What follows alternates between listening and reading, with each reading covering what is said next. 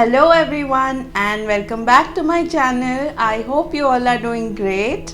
In today's video, we will learn about different expressions for remembering things that we can use in our daily conversation. Now before starting with the phrases, let's first know what is remembering. I'm sure everybody must be knowing what remembering means. It is basically recollecting or recalling something. Now, as a person or a human being, we absorb a lot of information from our surroundings right from our birth till the present. And there is a limit to how much of that information we can retain. So that leads us to forget some of that data or information that we absorb, or we are unable to retain it in our mind. So we forget some of those things. So a lot of times during a conversation, we pause and try to remember things. Maybe a name, a place, or an incident. That is when you're trying to remember. What will you do? Will you just all of a sudden be quiet? Instead of being quiet, you are going to use these phrases. So these are the phrases or the expressions that I'm going to give you, which you can use in a similar situation or this kind of situation where you're trying to recollect something. So you just don't go blank like that. So you're going to say something to the other person, otherwise they'll think that what happened. All of a sudden this person was talking and all of a sudden he or she becomes quiet, or you're presenting a presentation or something and all of a sudden you are quiet. So that's where you use these expressions or phrases. So in today's video we will look at these expressions. So let's move ahead. Now some of these phrases or these expressions you can use in the beginning of your sentence before saying the actual thing that you have forgotten, or you could say it later. Okay, so let's look at these phrases, how we can use them. So let's start with the first one. Now the first expression or phrase that we can use is like you start the sentence by saying, as far as I can remember. So you see how I'm using the phrase before you are trying to recollect something, and instead of just being quiet during a conversation, you say as far as I remember this had happened, or this was what we did. So you're trying to remembering something that had happened in the past. Okay, so this is how you are going to use this phrase or this expression. I hope you understood this one. Now we are going to look at similar type of expressions that you can use. The second one is I'll always remember. Now this is again you are using in the beginning of the sentence. You are maybe telling a story to your friend, or you're gathered with a group of friends and you're trying to recollect some old memories, and that's where you're going to use this phrase. I'll always remember that last day of our college, or you could say I'll always remember that special day or that special incident. So that's how you're going to use this phrase. These phrases are actually a type of transition phase. You are moving from one particular point to another through these phrases. Okay, instead of just stopping all of a sudden, you are transitioning into the other topic, or you're moving ahead in your topic. So that's why you use this one. Let's look at the third one. Third one is I remember. Again, you're beginning the sentence with this. I remember vaguely that you had eaten this on that day. I'm very just giving you a random example. There's no specification here, just so that you'll understand how you're going to start the sentence. You'll say I remember this is what had happened. Okay, so that's how you're going to use this phrase. Now let's move on to the fourth one. The fourth one is if my memory serves me correctly. Now this is a a lengthier sentence or a lengthier phrase, this you can use maybe in a formal setting as well, since it's quite a formal line or more of a very elegant way of saying that, I've actually forgotten, I'm trying to remember something. So instead of that, you're going to say that, as far as my memory serves me correctly, this is what was there. Okay, this is how you're going to use this phrase. These are basically expressions. Okay, transition expressions. You're moving from one topic to another, or you're beginning something. Before that, you're saying this while you are remembering something. Okay, these are expression for remembering things. While you are remembering something, you're trying to recollect something. That is when you're going to use these phrases. Let's move on ahead. Fifth one is I'll never forget. Now this is again you're starting the sentence with I'll never forget so and so had happened, or so and so day. So this is how you're starting the sentence, that I'll never forget that this was happening or this had happened. So that's how you begin your sentence. Now the sixth phrase is as I recall. Now here we are actually using the word recall, because you're trying to recall or recollect something. So it is more of a direct startup, okay, direct sentence that you're using. So you say, as I can recall, this was the number in that report. So that's how you're beginning your sentence, because you do not remember the exact number or some information.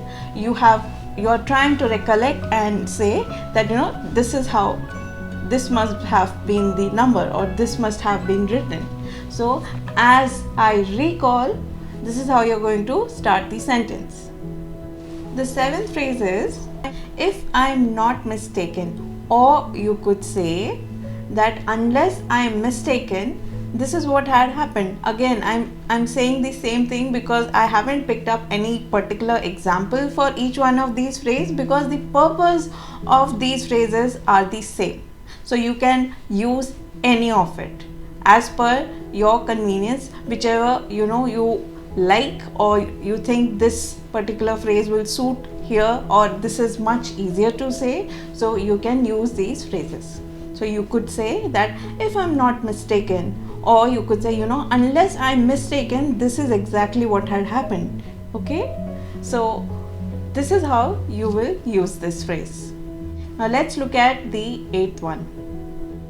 Now that I come to think of it, so this is how you're going to start the statement. Okay, now that I start to think of it, I think I did this or that.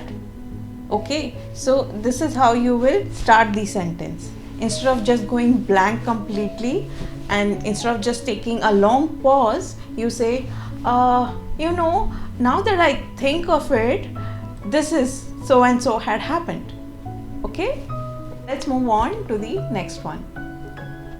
Now this is another way of using these kind of expressions. You can say that I can clearly remember. Here you are confident that the information that you are going to give is actually correct, that you are confident that this is what was there. So you will say that I very clearly remember that this and this has happened, or this was the data, or this was the information.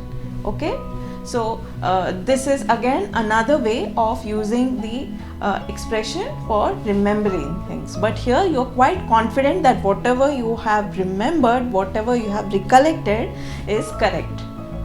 Now the other phrases that I've said you can use where you are not so sure about what you're trying to remember. Okay, now let's look at the next phrase. The 10th one is I have a vague recollection of so and so.